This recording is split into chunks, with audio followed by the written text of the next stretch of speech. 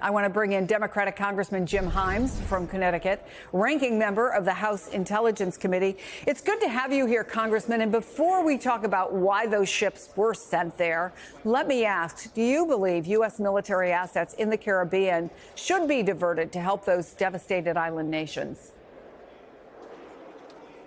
Yeah, Chris, I do. It's a long tradition of the United States and the United States military helping devastated areas.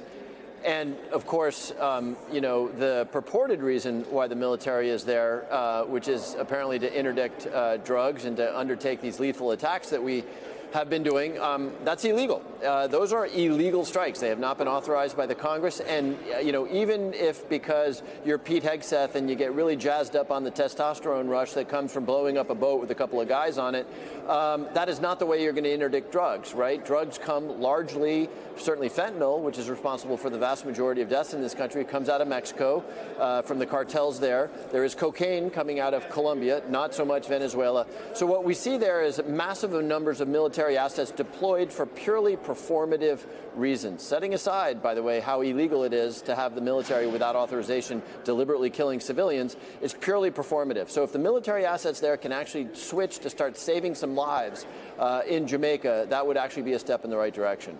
Well, you say, and you're not alone in this, in saying that they're illegal strikes, but the Trump administration has been expanding strikes against alleged drug traffickers. They killed 14 people in attacks on multiple boats off Mexico's Pacific coast just in the last few days.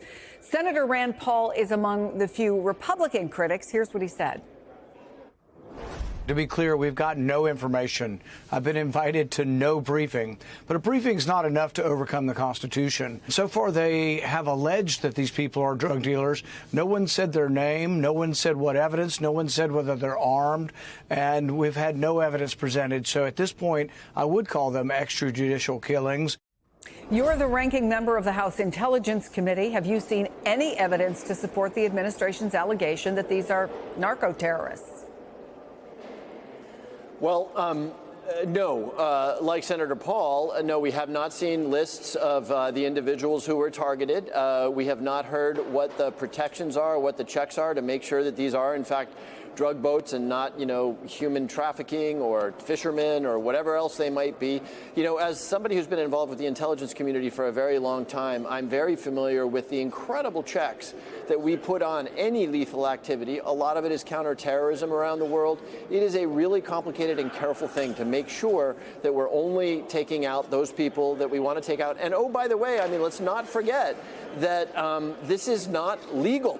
Senator Paul said it exactly right. To use our military for lethal strikes abroad requires under the Constitution a congressional authorization. It's not debatable, really. And the administration is saying, oh, but no, these are terrorists. Now, they're not terrorists. They may be drug runners. We don't know that for sure. But just because you call somebody a terrorist, we call lots of people terrorists, doesn't mean that the military is authorized to go after them. And if no other reason, and look, I talked to an awful lot of people who, despite the fact that this is illegal, are comfortable with lethal action against purported, maybe, cartel members. Where does it stop? Do we now start executing drug dealers on the corners of Brooklyn? Where does it stop if all of a sudden the government, without telling anybody anything, can take this kind of lethal action just because they've decided that they've got the right to do so?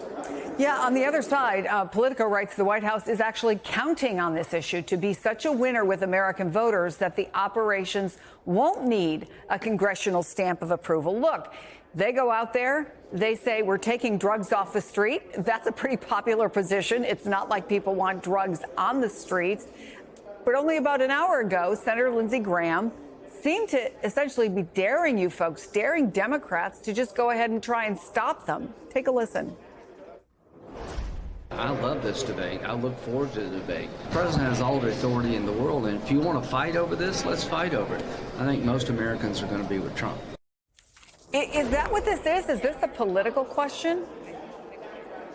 No, it's not. And Senator Graham could not be more wrong, and it's beneath him to say what he just said. He knows, as well as I do, that there is no legal authorization for these strikes. There isn't. There is a purported memo inside the White House articulating the legal basis for these strikes, which has not been shared with the Congress. Now, I wonder why it hasn't been shared with the Congress, because I bet if it exists, that it's nonsense. And look, if Lindsey Graham and other Republicans want to go the route of saying it's okay to kill people illegally, just so long as the American public supports it, the American public needs to really think that through. You know, there will be a Democratic president someday, and all my MAGA friends who are, cheering on these illegal killings need to imagine who gets killed when President Alexandria Ocasio-Cortez says that it doesn't matter what the law says, she's going to do what she's going to do.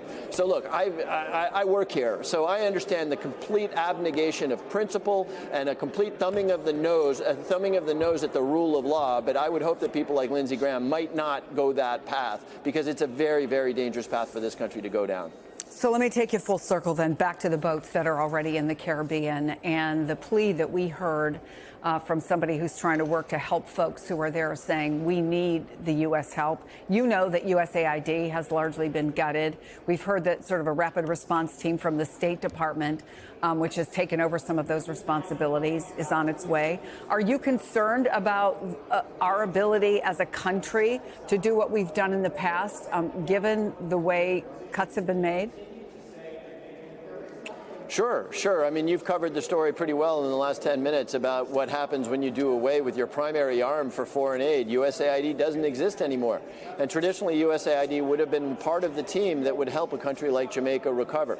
We saw this in all sorts of other natural disasters just in the last 10 years or so. The military can play a big role there. The military actually has specific assets like hospital ships that if they decide to do so could really, really help. But yeah, of course, two things. USAID doesn't exist anymore. And by the way, nobody in the federal government is earning a paycheck anymore. So, and people should think about this, not just in terms of people who might be there to help Jamaica, but from the people who are keeping, air traffic control, the people who are keeping our aviation safe. These folks are not getting paid, and they're human beings, right? And, the president could order right now the Speaker of the House, who controls the House of Representatives, and John Thune, who controls the Senate, to get a deal done, to get those 7 Democratic senators so that we can reopen the government.